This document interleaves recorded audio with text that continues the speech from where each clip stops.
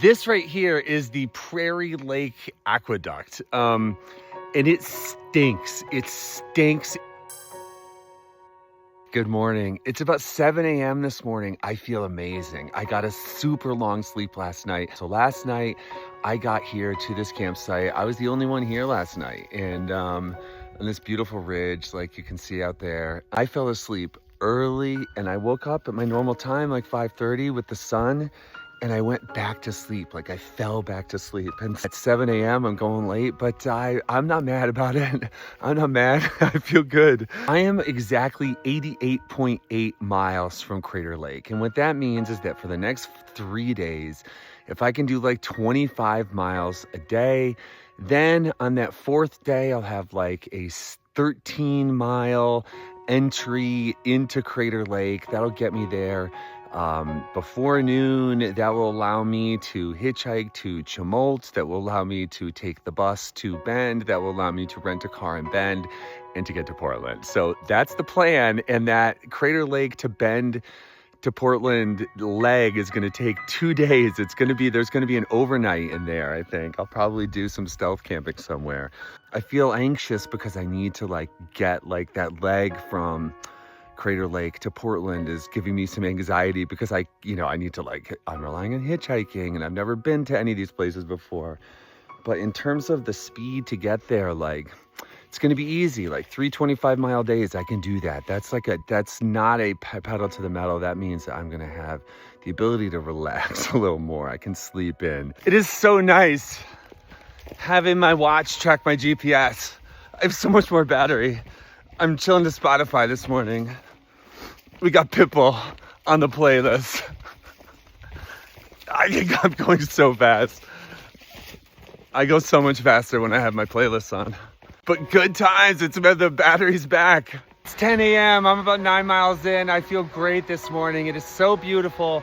This is the outlet to the Little Hyatt Reservoir. Oh, cool, there's ice. It's actually damp. Here, I'll walk over here. I'm just arriving at this place, but check this out. It's pretty cool. That's the old dam.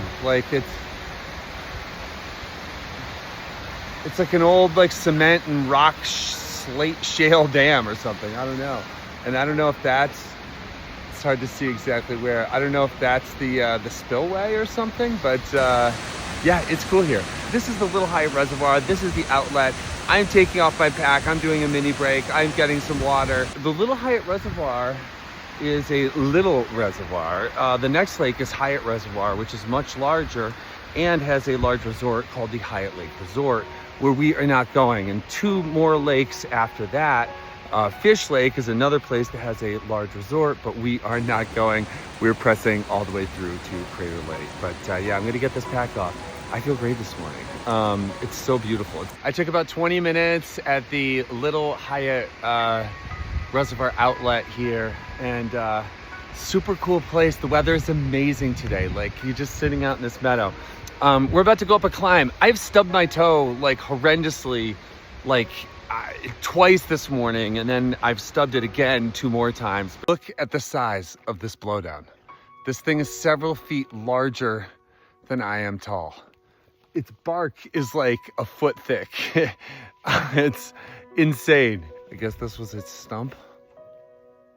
It's 2 o'clock and I'm 19 miles in. This right here is the Prairie Lake Aqueduct. And it stinks. It stinks. It's the second water source in the entire PCT where you're advised not to drink it. And way back in the desert, I remember there was uranium water. And then here they say that maybe there's chemicals in the water. I don't know if there's chemicals in the water. I don't know if it's just like a stagnant water source or something like that. But oh man, I was gonna take lunch there, but yeah, I'm gonna press on and go try and sit somewhere a little nicer. It looks like there's actually a nicer place right up here. It's 3 o'clock. I'm like 20 miles in. I just stopped for some lunch. I stayed a lot longer than I thought. I'm sore today, or my back is sore. My back is tight. It just feels so tight. I'm getting a little water, and I stopped and I found a tent site that is about 6 miles up. So this is kind of a funny section of the PCT. There's not a lot of water and there's not a lot of tent sites. For the next 12 miles, there's really no tent sites at all listed on Far Out.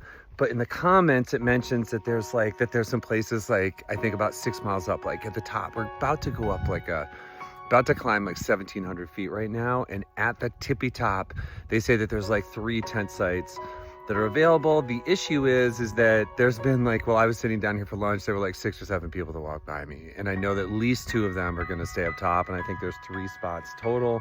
By the way, I think I've set the record today for most stubbed toes of all time. If I had I need something to smash. Like, I'm gonna smash something the next time I stub my toe. I'm going out of my mind.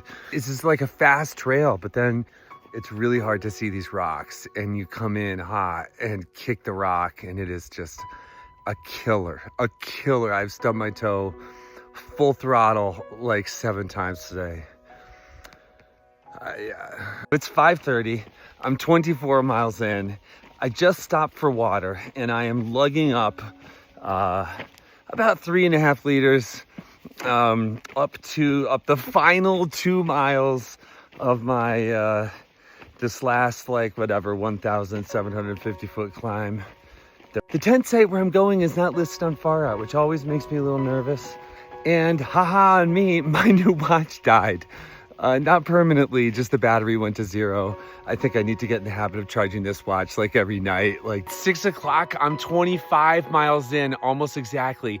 And there's nobody at this tent site, and it's sick. It has a crazy view. The question is that this area that you see right here, where my tent is gonna set up, is a little bit small, and I'm not sure if it's gonna fit. It's real tight. My tent, it's a trekking pole tent, stakes down like a circus tent. Like, it needs to be staked down. It won't stand up by itself.